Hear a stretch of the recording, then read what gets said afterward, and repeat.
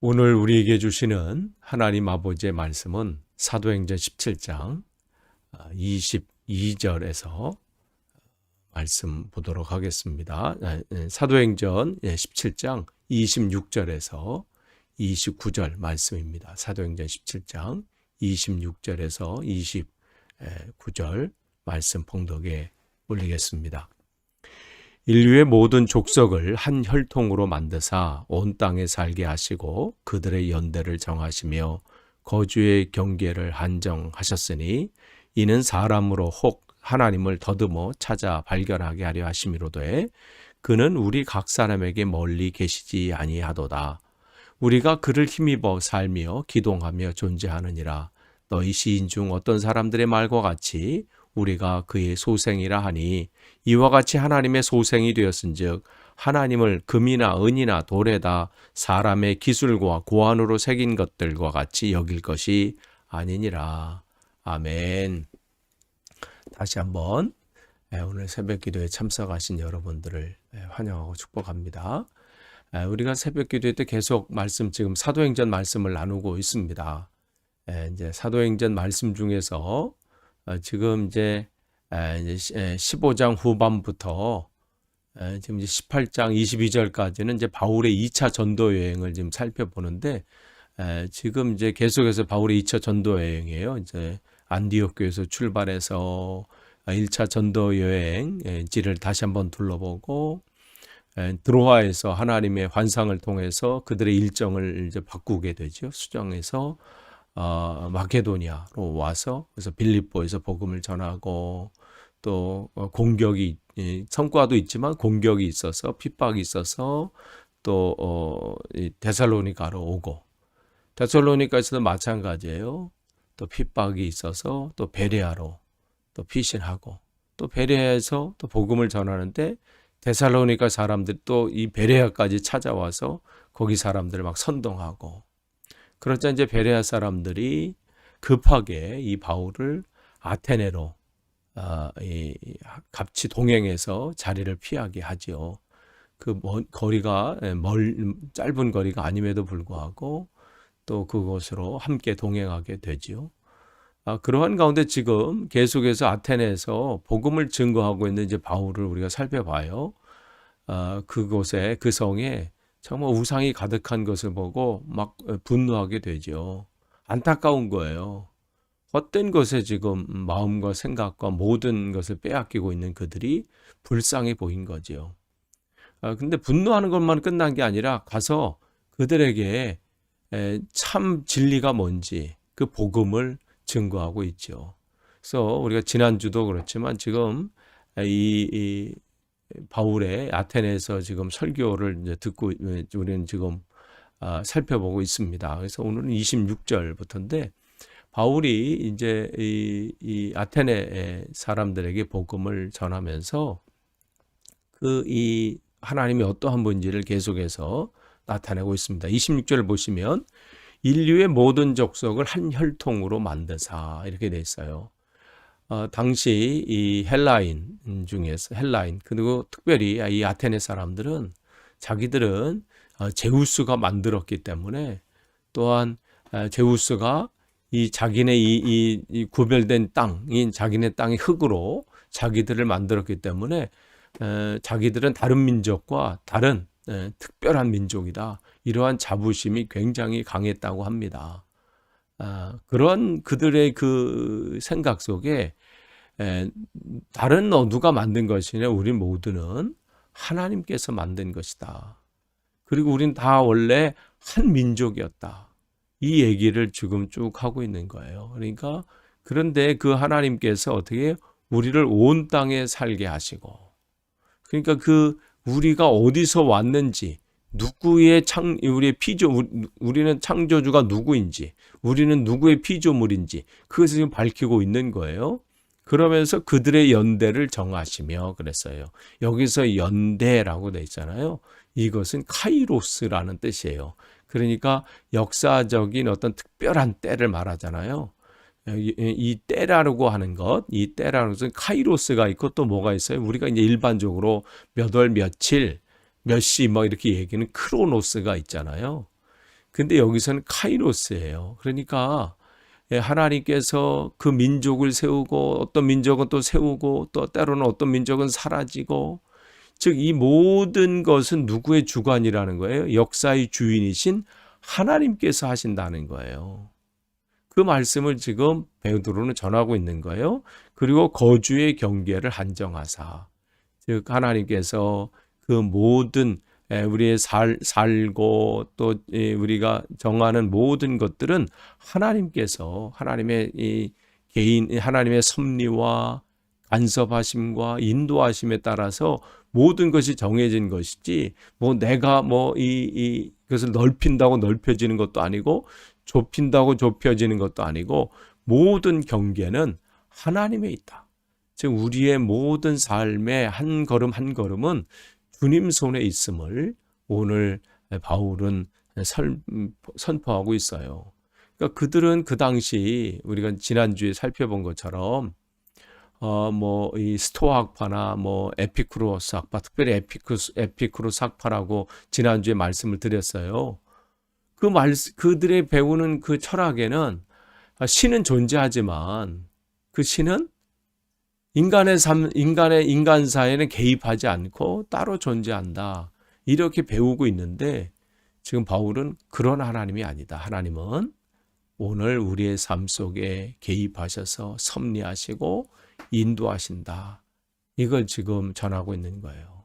그렇습니다. 하나님은 우리의 삶의 깊은 것까지도, 우리의 모든 사정까지 아시고 우리의 삶의 모든 것을 아시기 때문에 우리를 차선의 길로 인도하시는 것이 아니라 언제나 최선의 길로 인도하시는 거예요. 우리가 그걸 믿는 것이죠. 믿음은 바로 그거예요. 하나님께서 약속하셨거나 말씀하신 것은 변하지 않는다는 그 확신, 바로 그것이 믿음이죠.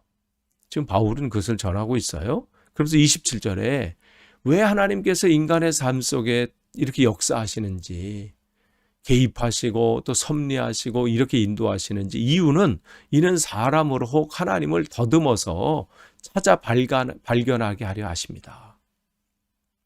그러니까 그 모든 것 속에 자신을 드러내셔야 하나님은 내 자신을 알게 하시길 원하시거든요. 사람들이 그 하나님을 알아서 만나서 그 인생을 새롭게 되기를 원하는 거예요. 그리고 참 기쁨과 평안을 누리기를 원하시는 거죠. 찾아 발견하게 하려 하십니다. 즉 사모하면 하나님은 그를 드러내신다는 거예요. 사모하는 자에게. 그러니까 이 땅에 하나님은 자신을 다 드러내셨거든요. 그걸 계시라 그렇게 얘기해요. 계시라는 것은 우리가 무슨 연극할 때 그 막을 이렇게 가려졌던 그 막을 이렇게 치우는 것을 말하거든요. 그러니까 이 계시한다는 것은 청중의 입장에서 뭐 보려고 여는 게 아니잖아요. 그 준비한 사람들이 열어주는 것처럼 계시는 하나님께서 열어주시는 거예요. 그러니까 이 땅의 모든 것 속에 하나님은 자신을 드러내십니다. 그걸 일반 계시라고 그래요. 이 자연 만물을 통해서 하나님은 자신이 어떠한 분인지를 다 드러내시거든요. 또한 더불어 특별 계시는 뭐예요? 성경이에요. 성경을 통해서 하나님은 자신이 어떠한 우리를 어떻게 사랑하시는지, 어떻게 하나님의 구원의 계획을 갖고 계신지를 거기에 자세하게 말씀해 주시고 자신을 드러내십니다. 그렇기 때문에 사모하는 자에게 그것을 보여주신다고 말씀을 하시는 거예요. 그래서 발견하게 하려 하십니다. 그러면서 그는 우리 각 사람에게 멀리 계시지 아니한다. 그러니까 사모하는 자에게는 하나님은 그 안에, 그 곁에 계시는 거예요. 그래서 성경은 우리에게 구하라고 하고 찾으라고 하고 문을 두드리라고 말씀하십니다. 내 입을 넓게 열라 그러면 채우리라 말씀하세요. 그러니까 성경은 계속해서 숨기시는 하나님이 아니에요. 나타내시는 하나님이에요. 우리에게 증거하시고 보여주시는 하나님이거든요. 그래서 내가 문 밖에 서서 문을 두드리노니 누구든지 내 음성을 듣고 문을 열면, 오늘도 나에게 다가오시는 그 주님의 세밀한 음성에 우리가 귀를 기울인다면 우리는 얼마든지 하나님의 그 은혜를 누릴 수가 있습니다. 바울은 그게 안타까운 거예요. 그냥 멀리 계신 하나님, 알지 못하는 신, 이렇게 해서 우상을 숭배하고 거기에 뭐가 있는 것처럼. 그런데 여전히 고통의 가운데 있고 힘겨운 삶을 살게 있고 기쁨과 평안을 누리지 못한 채 살아가는 그 사람들이 너무 불쌍한 거예요. 그래서 그들에게 하나님은 어디 하늘 멀리 계신 분이 아니라 우리 가까이 계신 분이다. 우리가 사모하는 자에게는 하나님은 얼마든지 그 자신을 드러내신다. 이 말씀을 전하고 있는 것이죠.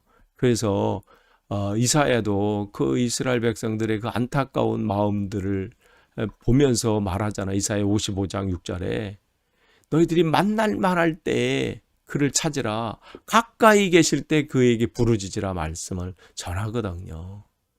여러분, 혹 삶의 여러 가지 어려움 때문에 힘겨운 시간들을 보내고 계신 분이 계십니까?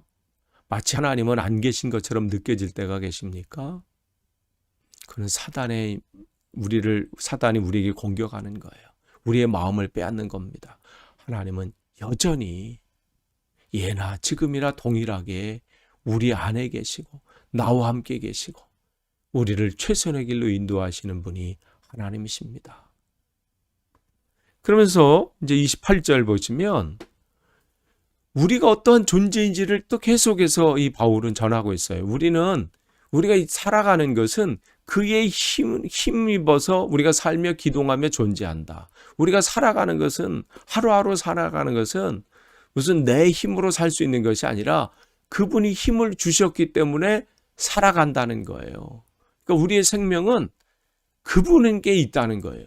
우리가 지금 호흡하고 있지만 내 삶이라고 하고 내 인생이라고 말하고 있지만 이 호흡도 주님 거라는 거예요. 내 것이 없어요. 그러니까 예수님께서는 어리석은 이 부자 비유를 하면서 뭐라고 말씀하세요?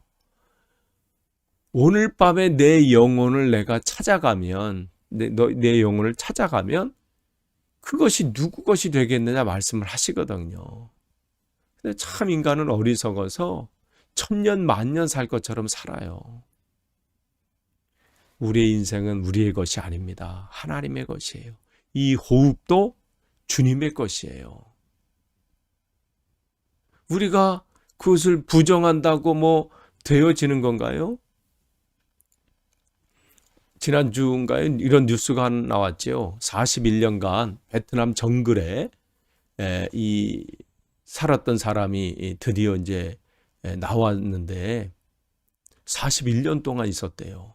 77년인가요? 그 베트남 전쟁.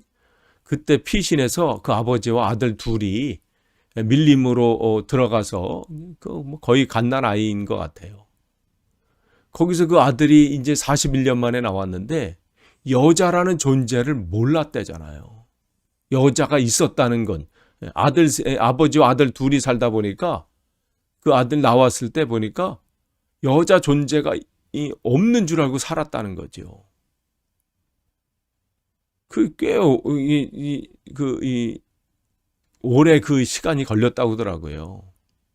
2015년도인가 이렇게 나왔는데 발견돼서 나와가지고 했는데 지금까지도 그런 것이 아직도 이제 그 적응 단계에 있다고 그러더라고요. 아니 만약에 그분이 나는 여자를 보지 못해서 없다라고 그 밀림에서 외친다고 없는 건 아니잖아요. 그런데 마치 우리가 그렇게 살고 있거든요. 그래서 하나님께서 바울을 통해서 그들에게 말해주는 거죠. 그래서 너희 시인 중에 이렇게 얘기해요. 그 당시에 이 사람들이 잘 알고 있는 그 내용을 지금 바울은 인용을 해서 어떤 사람이 말과 같이 우리가 그의 소생이라 하니 그렇게 하면서 즉 그들은 아까 말씀드린 것처럼 자기들은 제우스로 인해서 만들어진 존재다. 우리는 그의 자녀다. 이렇게 알고 있기 때문에 또 그래서 우리는 특별한 존재다. 이렇게 얘기를 하고 있었거든요. 그러니까 바울은 그들에게 얘기하고 있는 거예요. 그러면서 29절에 이와 같이 우리가 하나님의 소생이 되었은즉 하나님을 근과 음이나 돌에다가 사람의 기술과 고안으로 만든 그 우상에 절하는 것은 어리석은 일이다. 당신들도 그렇게 말하면서 어떻게 신의 아들이, 자녀들이 그 이 세상의 미물들 앞에 그 앞에 사로잡히고 두려워서 거기 섬기는 것이 말이 되느냐. 그 얘기를 하고 있는 거예요. 그러면서 이거는 바로 그 바울이 지금 이 시인의 내용을 인용하면서 뭘 얘기하는 거예요? 우리는 다 하나님의 자녀고 또 하나님께서 섭리 가운데 우리의 생명을 주관하시고 이 땅을 지금 살게 하신 것을 전하고 있는 것이죠. 끝을 맺습니다. 바울이 지금 아테네 사람들의 그 상황을 보고 정말 분노하면서 안타까워하고 있습니다. 그러면서 그 복음을 전하고 있는 거예요. 지금 이 아테네 사람만 이러겠습니까? 이 시대에도 여전히 내 인생은 나의 것이라고 생각하고 이 땅의 삶이 전부인 줄 알고 살아가는 안타까운 사람들이 얼마나 많이 있습니까? 그렇기 때문에 하나님께서 오늘도 우리에게 호흡을 주신 것이고 생명을 연장시켜 주신 거예요. 단순히 먹고 마시고 그런 것에 만족하게 하시려고 하신 것이 아니라 복음을 증거해서 이 시대에 정말 지옥으로 가서 멸망의 길로 가고 있는 그들을 하나님이 천국으로 이끄시기를 원해서 그들에게 하나님을 드러내기를 원하셔서 오늘도 저와 여러분을 부르신 겁니다. 오늘도 그 사명, 오늘도 복된 그 하루 주신 하루 동안 또 잘 감당하시는 복된 하루 되시기를 간절히 축원합니다. 기도하겠습니다. 하나님 감사합니다. 오늘도 우리 귀한 하루를 허락하시고 또 말씀으로 하루를 열게 하시니 감사합니다. 우리의 삶의 모든 것은 주님 손에 있음을 다시 한번 고백합니다. 우리의 호흡도 주님의 것이고 우리의 건강도 주님의 것이고 우리의 삶의 모든 것이 다 주님의 것임을 고백합니다. 하나님, 이 모든 것을 우리만 알고 누리는 것이 아니라 이 땅의 사람, 아직 주님을 알지 못한 이들에게 증거하는 저 우리들 되도록 붙잡아 주옵소서. 예수님의 이름으로 기도하옵나이다. 아멘.